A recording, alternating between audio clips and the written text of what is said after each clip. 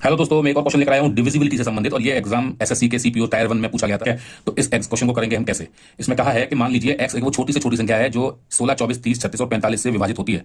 Means x वो संख्या होगी जो इन सबका एलसीएम होगी। ठीक है।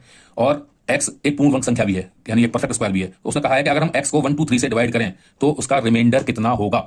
एक प्रॉपर्टी होती है डिविजिबिलिटी की ऐसे केस में, वो क्या होती है कि यदि हम किसी संख्या पी को क्यू से डिवाइड करें और उसका आंसर जो भी आए उसमें रिमाइंडर हमारा आर बचे, लेकिन एक कंडीशन हो कि पी और क्यू अगर दोनों ही कोई ए के क्या हो, मल्टीपल हो, कोई संख्या ए का मल्टीपल हो पी और क्यू, तो उनका ऐसे स्थिति में आर जो रिमाइंडर आएगा वो भी ए का मल्टीपल ही होगा।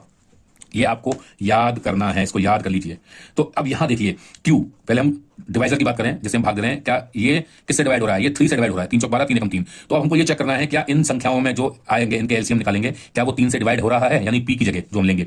देखिए 24 3 से डिवाइड होता है, 30 भी 3 से डिवाइड होता है, 36 भी 3 से डिवाइड होता है और 45 भी 3 से डिवाइड होता है। तो ये तो पक्का है कि अगर जो भी हम इनका एलसीएम लेंगे वो 3 से डिवाइड होगा ही होगा। इसका मतलब क्या हुआ कि एलसीएम हम इन संख्याओं का जो भी लेंगे वो होगा 3 का मल्टीपल।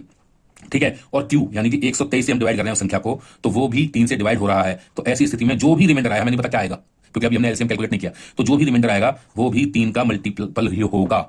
ठीक है, क्योंकि ये सारा का सारा 3 का मल्टीपल है।